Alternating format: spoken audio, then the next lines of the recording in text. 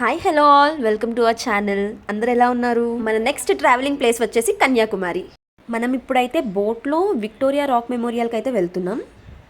So మనకి అక్కడైతే statue కనిపిస్తుంది కదా, మనం ఆ డెస్టినేషన్ అయితే బోట్లో అక్కడికి రీచ్ అవ్వాలి.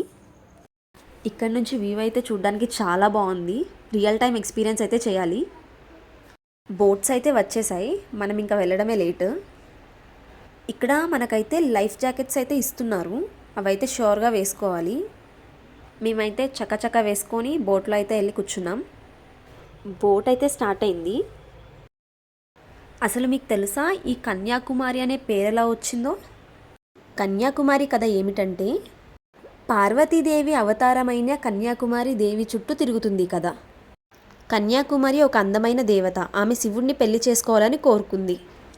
కానీ బాణాసుడు అనే రాక్షసుడు దేవతలను ప్రజలను చాలా ఇబ్బంది పెట్టేవాడు.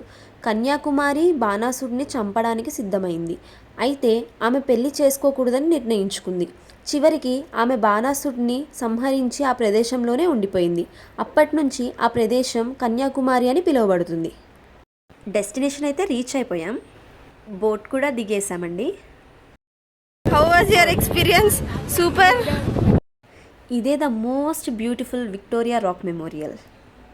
ఇక్కడ మనం చూసినట్టయితే ఇక్కడ 3 సముద్రాలు కలుస్తాయండి. బంగాళాఖాతం, అరేబియా సముద్రం మరియు హిందూ మహాసముద్రం. వ్యూ అయితే చాలా చాలా బ్యూటిఫుల్గా ఉంది, క్లియర్ స్కైతో ఉంది.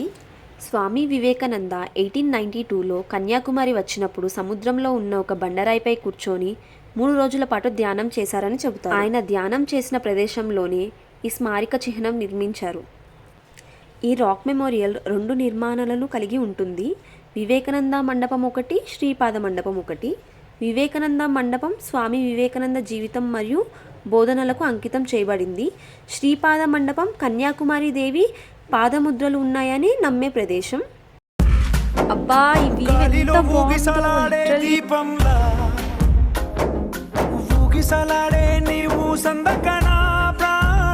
సముద్రం మధ్యలో ఒక చిన్న ద్వీపంలో ఉంది ఈ ప్లేస్. అయితే చాలా ప్రశాంతమైన ప్లేస్, చాలా గాలొస్తుంది.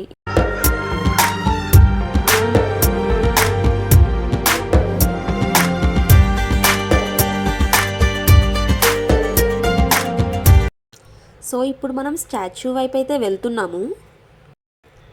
ఎంట్రన్స్ అయితే ఇలా ఉందండి. వాక్ చేయడానికి గ్లాస్ అయితే వేశారు.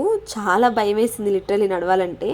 బట్ ఏదో రెనోవేషన్ కూడా జరుగుతుంది కింద, కొంచెం ధైర్యంగా నడిచేసామన్నమాట. ఇంకా చూడండి సముద్రం ఎంత బాగుందో.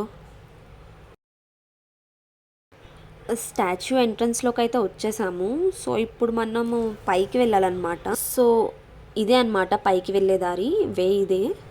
మెట్లు అయితే చాలా జారుతున్నాయి. మెట్ల మీద రాశారు జాగ్రత్తగా వెళ్ళండి అని. సో మెల్లగా అయితే ఎక్కేసాం పైకి. మొత్తానికి పైనుంచి మీకు ఓవర్ వ్యూ అయితే చూపిస్తాను, చూసేయండి. ఇదే కంప్లీట్ ఓవర్ వ్యూ అనమాట.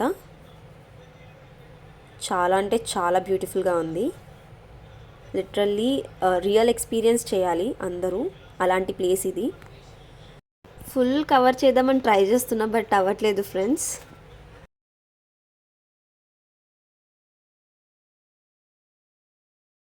ఇంకా కిందకైతే వచ్చేసాము. Back to down again. Boating cost and location details వచ్చి డిస్క్రిప్షన్లో షేర్ చేస్తాను, చూసేయండి.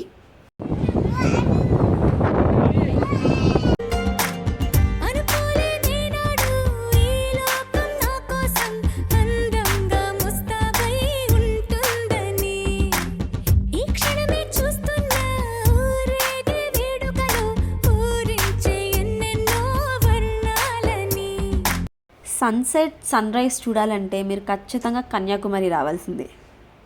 మేము మళ్ళీ బోట్ అయితే ఎక్కేసామండి. బోట్ కొంచెం తిరకాసైంది. మా మదర్ అయితే భయపడ్డారు.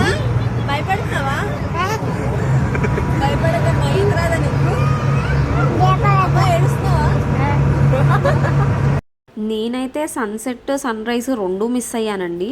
మీరైతే ఖచ్చితంగా చూడండి ఇక్కడికి వచ్చినప్పుడు. సో ఈ బ్యూటిఫుల్ ప్లేస్ని అయితే చూసారు కదా. వీడియో ఎలా ఉందో కామెంట్ బాక్స్లో కామెంట్ చేయండి. షాపింగ్ చేయడానికి బ్యూటిఫుల్ థింగ్స్ కూడా ఉన్నాయి. ఒకసారి ఒక లుక్ వేసేద్దాం.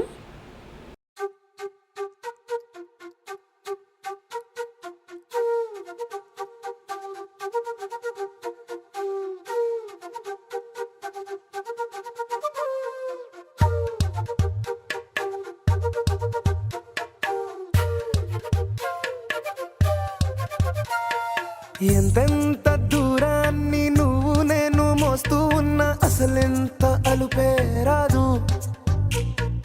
ఎన్నెన్ని తీరాలు నీకు నాకు మధ్యన ఉన్న కాస్తైనా అట్టే కాదు. నీతో ఉంటే తెలియదు సమయం, నువ్వు లేకుంటే ఎంత న్యాయం. గడియారంలో సెకనుల ముల్లే కంటకి కదిలిందే. నీతో ఉంటే కరిగే కాలం, నువ్వు లేకుంటే కథలను అంటూ నెలలో ఉండే తేదీ కూడా ఏడాదయ్యిందే. హైలెస్సా, హైలెస్సా, నీ వైపే తెరచాపను తిప్పేసా. హైలెస్సా, హైలెస్సా, నువ్వొస్తావని ముస్తాబై చూసా.